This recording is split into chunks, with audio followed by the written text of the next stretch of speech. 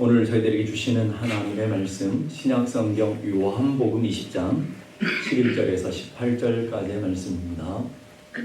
신약성경 요한복음 20장 11절에서 18절까지의 말씀, 제가 한 절, 여러분이 한 절씩 교독합니다. 11절입니다. 마리아는 무덤 밖에 서서 울고 있더니 울면서 구부려 무덤 안을 들여다보더니 흰옷 입은 두 천사가 예수의 시체에 누웠던 곳에 하나는 머리편에 하나는 발편에 앉았더라. 천사들이 이르되 여자여 어찌하여 우느냐. 이르되 사람들이 내 주님을 옮겨다가 어디 두었는지 내가 알지 못함이니이다. 이 말을 하고 귀를 돌이켜 예수께서 서 계신 것을 보았으나 예수이신 줄 알지 못하더라. 예수께서 이르시되 여자여 어찌하여 울며 누구를 찾느냐 하시니 마리아는 그가 동산직인 줄 알고 이르되 주여 당신이 옮겼거든 어디 두었는지 내게 이르소서. 그러하면 내가 가져가리다. 예수께서 마리아야 하시거늘 마리아가 돌이켜 히브리 말로 라보니 하니 이는 선생님이라는 말이라. 예수께서 이르시되 나를 붙들지 말라. 내가 아직 아버지께로 올라가지 아니하노라. 너는 내 형제들에게 가서 이르되 내가 내 아버지 곧 너희 아버지 내 하나님 곧 너희 하나님께로 올라간다 하라 하시니 막달라 마리아에 가서 제자들에게 내가 주를 보았다 하고 또 주께서 자기에게 이렇게 말씀하셨다 이르니라. 아멘. 오늘 우리가 읽은 본문은 부활의 첫 증인에 관한 이야기로 담겨져 있습니다. 예수께서 십자가에 달려 돌아가신 지 사흘째 되는 이른 아침, 안식일 다음날 이른 아침, 주일날을 말하는 거죠. 안식일 다음날 이른 아침에 막달라 마리아라는 사람이 주님께서 묻혀있는 무덤으로 갔습니다. 그런데 안타깝게도 이미 무덤 입구는 열려 있었고요. 주님의 시체는 없었다라고 얘기합니다. 그리고 마리아는 베드로와 요한에게 와서 누가 주님의 시체를 무덤에서 가져갔다. 주님이 어디에다 모셔두었는지 모르겠다. 이런 소식을 전하니까 베드로와 요한이 무덤으로 달려갔고요. 무덤 안에 가서 봤더니 주님은 계시지 않고 주님을 쌌던 고운배와 그리고 머리를 쌌던 수건이 잘 있는 그런 모습을 보게 됩니다. 베드로와 요한은 다시 집으로 돌아갔지만 이 막달라 마리아는 무덤 밖에서 울고 있었는데 두 분의 천사를 만나게 되었고요. 그 천사가 어찌하여 우느냐라고 물었습니다. 막달라 마리아는 누가 내 주님을 모셔갔는지 그런데 그분은 어디에 모셔두었는지 모르겠다고 울고 있는 그 여인 뒤에 예수님이 계셨던 것을 보게 됩니다. 예수님이 마리아에게 다시 묻는 것이죠. 오늘 본문에 보게 되면 여자여 어찌하여 울며 누구를 찾느냐. 천사의 이야기와 예수님의 이야기에 공통적인 질문 하나가 있습니다. 그게 뭐냐면 어찌하여 우느냐라는 거예요. 왜 마리아가 울고 있습니까? 11절 보니까 마리아는 무덤 밖에 서서 울고 있는데 이 운다라는 클라이우사라는 단어는 대성통곡한다는 거예요. 가슴을 치고 땅을 치며 대성통곡하고 있는 이유가 뭘까요? 예수님의 시체가 없기 때문에. 예수님의 시체가 없어서 다른 말로 말하면 염려와 낭만과 절망에 사로잡혀 울고 있는 것을 보게 됩니다. 반대로 말하면 살아계신 주님을 만나지 못했기 때문에, 무덤가에 갔지만 살아계신 주님을 만나지 못했기 때문에 울고 있는 이 여인의 모습을 보게 됩니다. 살아계신 주님을 만났다면 어떤 절망과 눈물과 불평과 불만과 원망은 없었을 거예요. 살아계신 주님을 만나지 못함으로 인하여 울고 있는 이 여인의 모습을 발견하게 되는 것이죠. 신학자인 렌스키라고 하는 분이 이런 얘기합니다. 막달라 마리아는 예수님의 시신이 없어진 까닭에 울었으나 만약 그날 예수님의 시신이 무덤 속에 있었더라면 그녀와 우리는 영원히 울게 되었을 것이다. 막달라 마리아는 죽은 예수님이 없어서 울고 있지만 주님은 살아나셨잖아요. 그 살아계신 주님을 온전히 만나지 못했기 때문에 울고 있는 이 여인의 모습을 보게 되는 것이죠. 살아계신 주님을 만나지 못하면 우리도 마리아처럼 우는 인생이 되어지는 거예요. 오늘 여러분 교회를 열심히 다녀도요, 살아계신 주님을 만나지 못한 사람, 살아계신 하나님을 만나지 못한 사람은 낙심과 염려와 절망과 두려움과 어둠의 영이 사로잡혀 우는 인생, 슬퍼하며 낭망하는 인생이 될 수밖에 없는 것이죠. 사회심리학자인 에릭 프롬이라는 분이 이런 얘기를 했어요. 인간을 정의하는데 인간은 호모 에스페란스다. 그 호모라는 것은 인간이라는 뜻이고요. 에스페란스라는 말은 희망, 소망이라는 거예요. 인간이 될 수 있는 것은 우리 안에 소망이 있기 때문에 그런 것이다. 소망이 없을 때 절망이 찾아오게 되고 낙심과 열려 속에서 우는 인생이 되어지더라는 것이죠. 근데 놀라운 것은 그 울고 있는 인생을 부활하신 주님이 찾아보고 계시더라. 낭만과 절망과 낙심 가운데 있는 인생을 살아계신 하나님은 그 눈물을 닦아주시기 위하여 우리의 낭만과 절망들을 새로운 소망을 주시기 위해서 찾아오시는 주님이시라는 것을 보게 됩니다. 14절 보니까 이 말을 하고 뒤에 돌이켜 예수께서 서 계신 것을 보았으나 예수이신 줄 알지 못하더라. 주님을 울고 있는 마리아 등 뒤에 계셨다는 거예요. 혹시 여러분의 인생의 절망과 고통과 낙심 가운데 있는데 왜 울고 계시는 걸까요?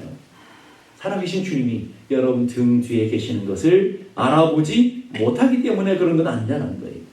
주님은 늘 그 자리에 계셨고 주님은 늘 그 마리아와 동행하고 계시는데 마리아는 그 주님이 함께 하시는 것을 몰랐기 때문에 낭망하고 절망하여 우는 것처럼 오늘 우리 삶도 여전히 교회 와서 예배드리고 기도하지만 주님이 내 등 뒤에서 내 옆에서 늘 동행하며 늘 함께 계시며 주님의 그 크신 팔로 우리의 눈물을 닦아주시며 우리의 상한 마음들을 어루만져 주시는 분이시라는 것을 알지 못하기 때문에 주님이 실제로 등 뒤에 계셨는데 주님을 보지만 마리아는 그 주님을 알아보지 못하고 있다. 오늘도 우리의 예배 가운데 주님이 찾아오셨지만 혹시 마리아처럼 우리 영적인 눈이 어두워서 주님을 알아보지 못하므로 낭만과 여전히 절망 가운데 묻혀있는 것은 아니냐라는 거예요. 주님은 살아계신 줄로 믿습니다. 주님은 우리와 함께 계시는 분이신 줄로 믿습니다. 여러분의 믿음의 눈을 열어서 그 주님을 바라보는 은혜가 있기를 간절히 바랍니다. 복음서에 보면 이런 복음서가 있죠. 나의 등 뒤에서 나를 도우시는 주, 나의 인생길에서 지치고 고나여 매일처럼 주저앉고 싶을 때 나를 밀어주시네.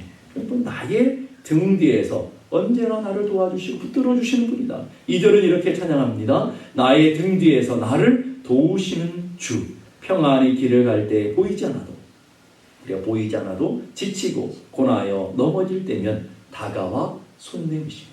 보이지 않는다고 없는 게 아니라 계시는데 우리가 못 보는 거라는 거예요. 주님은 늘 함께 계셨어요. 3절 우리 함께 다 같이 한번 읽어보십시다. 시작. 나의 등 뒤에서 나를 도우시는 주, 때때로 뒤돌아보면 여전히 계신 주, 잔잔한 미소로 바라보시며 나를 재촉하시네. 일어나 걸어라 내가 새 힘을 주리니 일어나 걸어라 내 너를 도우리. 믿습니까? 아멘. 주님은 늘 그 자리에 계시는 거예요. 여러분의 믿음의 눈을 들어서 그 주님을 알아봐야 되고요. 그 주님을 의지해야 되고요. 그 주님을 붙잡는 것은 여러분의 믿음인 거예요. 주님이 안 계신 것이 아니라 주님이 능력이 모자라서가 아니라 주님은 그 큰 능력과 살아 역사하시는 능력으로 여러분 등 늘 곁에 있지만 마리아가 그 주님을 보지 못했기 때문에 마리아가 그 주님을 알아보지 못했기 때문에 울며 절망하고 있다는 것을 기억할 수 있기를 간절히 바랍니다. 주님은 한 번도 우리를 버리신 적이 없다고 그랬어요. 한 번도 우리를 떠나신 적이 없어요. 한 번도 우리를 외면하신 적이 없어요. 우리가 몰라서 그런 것이죠. 울고 있는 마리아의 이름을 주님이 다시 부르시는 거예요. 마리아야. 오늘도 이 예배 가운데 여러분의 이름을 주님이 친히 오셔서 여러분의 심령 가운데 불러주실 거예요. 누구 권사야, 누구 집사야, 누구 성도야, 이렇게 불러주는 음성을 들어야 될 줄 알아요. 들었을 때 이분이 예수님 것을 알아보고 랍비요, 이 랍비라는 말, 선생님이라는 말이잖아요. 선생님하고 다시 돌이켜 주님을 알아보고 있는 것을 보게 됩니다. 울고 있는 마리아에게 살아계심을 보여주시는 주님, 주님을 만나고 주님의 음성을 들었더니 그 울음이 끝쳐지는 놀라운 역사가 일어나게 되는 거예요. 무슨 말일까요? 여러분의 영적인 눈이 열려져서 주님을 보게 될 때 여러분의 인생의 절망과 고통이 끝나는 거예요. 여러분의 영적인 귀가 열려져서 주님의 음성을 알아볼 때 주님이 우리와 함께 하시는 것을 믿음으로 반응하기 시작할 때 여러분의 염려가 절망과 울음이 변하여 큰 역사와 큰 기쁨이 되어줄 줄로 믿습니다. 아주 유명한 이야기죠. 마틴 루터가 종교개혁을 하다가 여러분 그 큰 엄청난 로마의 종교 세력과 싸우기가 얼마나 고통스러웠겠습니까? 하다 안 돼서 이제 지쳐서 낙마하고 집에 가서 들어 누워 있었어요. 그때에 마틴 루터의 아내가 상복을 입고 와서 울기 시작합니다. 루터가 깜짝 놀라서 아니 누가 죽었어? 예, 죽었습니다. 누가 죽었단 말이요? 당신이 믿고 있었던 그 하나님 죽고 말았습니다. 그랬더니 마틴 루터가 깜짝이 놀랄 수밖에 없죠. 아니 어떻게 하나님이 죽는단 말이에요? 하나님은 살아 역사하시고 능력이 하나님인데 어떻게 그 하나님이 죽을 수 있단 말이에요? 당신이 이렇게 들어 누워있는 걸 보니까 당신이 믿는 하나님은 죽은 줄 알고 상복을 입었다. 이런 얘기죠. 여러분 이 교훈이 뭘까요? 아내를 잘 만나야 된다. 이런 교훈을 주려고 하는 건 아닐 거 아니겠어요? 무슨 교훈일까요? 하나님은 언제나 우리와 함께 계시고 살아 역사하시는 하나님이라는 것. 그 하나님 언제나 우리와 함께 계시고 언제나 동일한 능력으로 함께 하시는데 문제가 뭐냐면 마틴 루터처럼 그 하나님을 잊어버리거나 믿음이 사라지거나 우리 안에 낭만과 절망이 너무 커서 그 주님을 보지 못하는 것. 마리아가 무덤에 집중하느라고 뒤에 계신 주님을 보지 못하는 것처럼 절망과 인생의 문제가 훨씬 커 보여서 주님이 부르시는 그 음성 앞에 반응하지 못하는 것처럼 오늘도 우리가 그럴 수 있다라는 것을 기억해야 될 줄로 믿습니다. 누가복음 24장에 보면 엠마오로 향하는 두 제자 이야기가 나와요. 주님을 인격적으로 만나지 못했을 때 그들의 첫 반응은 슬픔으로 가득한 염려와 근심으로 가득한 그들의 모습이었다라고 성경 기자는 기록하고 있습니다. 누가복음 24장 17절 보니까 예수께서 이르시되 너희가 길을 가면서 서로 주고받고 하는 이야기가 무엇이냐 하시니 두 사람의 상태를 잘 보여주고 있어요. 두 사람이 어떻게 했다고요? 슬픔빛을 띠고 머물러 서더라. 슬픔이 가득한 거예요. 옆에 사람이 봐도 슬픔이 가득한 거예요. 염려와 근심이 가득한 거예요. 여러분 주변 옆에 분들 한번 보세요. 기쁨이 가득한 것 같습니까? 슬픔이 가득한 것 같습니까? 그 슬픔이 얼마나 가득했는지 마음에만 있는 슬픔이 아니라 얼굴로 삶으로 다 드러나는 슬픔과 절망 가운데 있는 두 제자. 그 주님의 말씀을 듣고 주님을 인격적으로 경험하고 나서 그들의 삶이 어떻게 변하는지 이렇게 설명합니다. 누가복음 24장 32절 다 같이 읽겠습니다. 시작. 그들이 서로 말하되 길에서 우리에게 말씀하시고 우리에게 성경을 풀어주실 때에 우리 속에서 마음이 뜨겁지 않으리라. 그냥 육체적인 주님을 만났을 때가 아니라 주님의 말씀을 생명의 떡을 먹을 때 교회 와서 하나님의 은혜를 받을 때 우리의 심령이 뜨거워져서 슬픔을 이겨내고 절망을 이겨내고 인생의 고통을 뛰어넘는 위대한 힘과 위대한 능력이 말씀 가운데 살아 역사하시는 주님을 만날 때 나타나게 되는 것을 믿을 수 있기를 바랍니다. 이 마음이 뜨겁다라는 말은요 불타오른다는 말이에요. 가슴이 뛴다는 말이에요. 무엇 때문이에요? 열정으로 주님이 살아계셔. 주님이 우리와 함께 계셔 라고 하시는 그 열정과 뜨거움으로 인해서 가슴이 타는 그런 심령. 여러분 어떠신가요? 여러분은 우리 지난주 우리가 부활절을 보내면서 부활하신 예수 그리스도가 여러분의 삶에 구체적으로 여러분의 가정 가운데 여러분의 인생의 문제 가운데 여러분의 아픔 가운데 여러분이 그토록 기도하는 그 엄청난 기도의 제목들 가운데 살아 역사하시는 분으로 믿고 고백하며 의지하며 한 주간을 살아오셨습니까? 그렇다면 여러분의 가슴이 이처럼 제자들처럼 뜨거워지며 불타며 가슴이 뛰는 그런 삶을 살아가고 있느냐라는 거예요. 부활하신 주님을 만났을 때 슬픔 대신에 화관을, 재 대신에 희락을, 울음 대신에 웃음을, 슬픔 대신에 기쁨의 노래를 부르게 하신 하나님. 마음이 상한 자를 고치시고 포로된 자에게 참 자유를 주시며 갇힌 자를 놓아주시는 위대한 능력이 살아계신 하나님께 있는 것을 믿을 수 있기를 간절히 바랍니다. 오늘도 우리가 정말 우리 안에 살아 역사하시는 하나님을 믿고 있다면 여러분이 절망이 아무리 커도 여러분의 인생 문제가 작다는 말이 아니에요. 문제가 아무리 커도 그 문제보다 크신 하나님, 그 절망보다 더 큰 소망의 하나님, 우리 인생의 문제를 뛰어넘는 위대한 하나님이 살아계심으로 여러분의 가운데 있다면 여러분의 마음은 변하게 될 줄로 믿습니다. 여러분의 말은 변하게 될 줄로 믿습니다. 여러분의 가정은 변하게 되고요. 여러분의 관계들은 변화되는 변화의 삶이 되어질 줄로 믿습니다. 절망 가운데 울고 절망 가운데 탄식했던 그 막달라 마리아에게 주님이 찾아가주셨고 주님이 만나주셨고 주님이 함께 하셨을 때 이 막달라 마리아는 울음을 그치고 어떤 삶을 갔는지 18절에 얘기해요. 18절 보십시다. 18절 보니까 막달라 마리아가 가서 쟤들에게 내가 주를 보았다. 내가 살아계신 주님을 보았다. 위대한 증인으로서 낙심과 절망에 머물러 있지 아니하고 비천한 여인이 부활의 첫 증인으로 등장하는 장면이 이 18절의 말씀으로 보여주고 있는 거예요. 더 이상 두려움에 사로잡히지 않았다는 거예요. 더 이상 절망에 사로잡히지 않았다는 거예요. 더 이상 낭망하며 울고 있지 않았다는 거예요. 그게 살아계신 하나님을 믿는 믿음의 모습이라는 거예요. 미국의 16대 대통령인 아브라함 링컨 대통령을 여러분 잘 아실 거예요. 그분 젊었을 때 모든 삶이 실패와 낭만과 절망의 삶이었어요. 주의원에 출마했는데 떨어졌고요. 여러 번 떨어졌고요. 하원의원에 출마했는데 또 낙방했고요. 몇 차례라든지 계속 그의 삶 보게 되면 계속 실패하는 인생이에요. 오죽하면 주변에 있는 친구들이 야, 쟤 큰일 나는 거 아닌가? 혹시라도 자살하는 거 아닌가? 그러면서 늘 주목하며 관찰했을 정도라 그래요. 그래서 어느 날 링컨이 친구들에게 그런 얘기를 했대요. 나는 지금 이 세상에서 가장 비참한 인생을 살고 있다. 어떠한 개선이나 향상이 기대할 수 없다. 나는 인생의 막다른 골목에 서 있는 것 같다. 어떻게 그랬던 사람이 위대한 왕으로, 위대한 대통령으로 이렇게 쓰임받게 되느냐라는 거예요. 그분의 글에 보면 이런 말이 있습니다. 나는 성경을 읽고 그 속에서 죽음에서 부활하신 예수님을 만났다.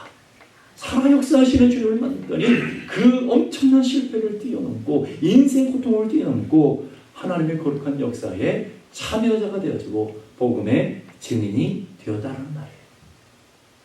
여러분 어떻습니까? 여러분 인생 문제 앞에서, 인생의 고난과 환난 앞에서 혹시 막달라 마리아가 울고 있는 것처럼 여러분은 울고 좌절하며 낙마하고 낙심하고 있지는 않느냐는 거예요. 정말 만나야 할 예수님을 만나지 못했기 때문에 여전히 교회 와요. 교회 빠지는 건 아니에요. 예배 가운데도 와요. 그러면서 찬양도 하고요. 예배도 드리고요.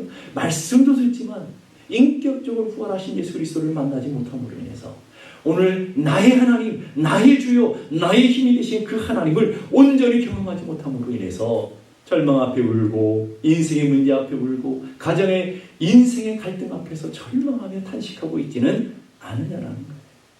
우리의 마음에, 우리의 가정에, 우리의 기업 가운데 살아 역사하신 하나님, 문제보다 크시고요, 질병보다 크시고 가난보다 크시고 갈등과 인생의 환난보다 훨씬 더 크신 하나님이신 것을 믿는다고 한다면 오늘도 여러분의 삶에 울음 그치고 오늘 막달라 마리아처럼 살아 계신 주님의 증인으로 살아 역사하는 하나님의 복음의 증거자로 살아가는 놀라운 역사가 일어나게 될 줄로 믿습니다. 아멘. 여러분의 삶에 하나님은 살아계신 줄로 믿습니다. 아멘. 오늘 여러분의 시간 속에 살아계시고요. 2000년 전에만 살아계신 것이 아니라 우리가 살아가는 이 시대에, 이 시간 속에 살아계시고요. 오늘 여러분의 공간 속에 우리 살아가는 구체적인 우리의 삶의 현존 속에 살아 계신 하나님이신 것을 믿습니다. 그러기에 여러분 울음을 멈추십시오. 절망과 낙심을 멈추시고 여러분의 믿음의 눈을 들어 그 주님을 바라보십시오. 절망과 탄식을 그치고 이제 그 우리를 사랑하시는 주님 앞으로 한 걸음 더 나아가 여러분의 삶의 인생의 문제를 내려놓고 기도하는 여러분이 되기를 주님의 이름으로 축복합니다. 엘라 윌콕스라고 하는 시인이 쓴 시가 있습니다. 내 가진 모든 배의 돛대가 부러지고 돛은 찢어져 난파하여 돌아올지라도 나는 주님을 의심치 않으리. 내가 있는 사업의 돛대도 깨지고요, 가정의 돛도 다 찢어져서 더 이상 아무것도 없는 절망의 순간이라 할지라도 나는 주님을 의심하지 않으리.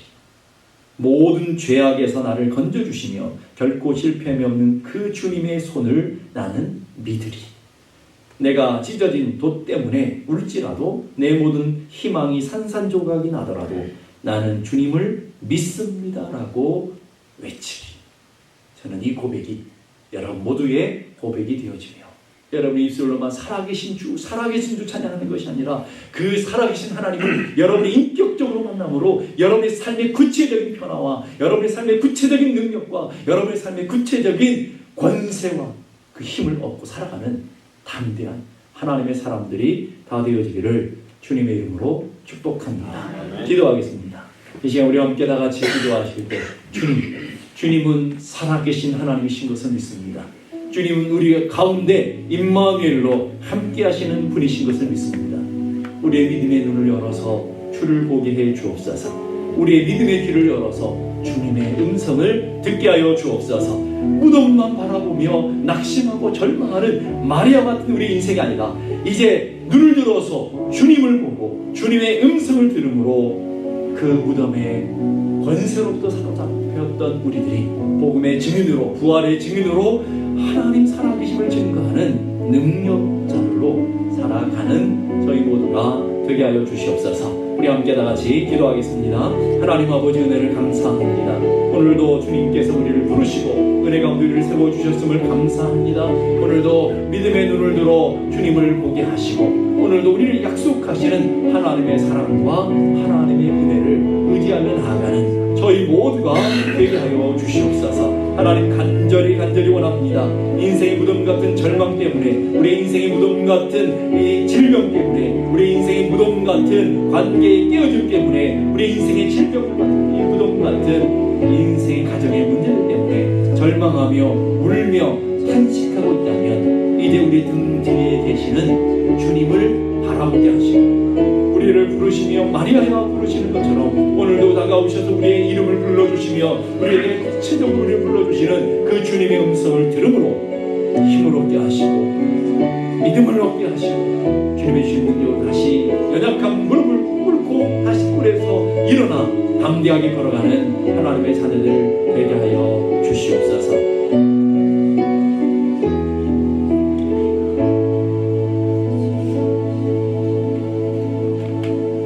이제는 우리 주님 예수 그리스도의 은혜와 하나님 아버지 크고도 놀라우신 사랑과 성령님의 감화 감동 충만케 하시는 역사가 이제부터 영원까지 함께 계시기를 간절히 축원하옵나이다.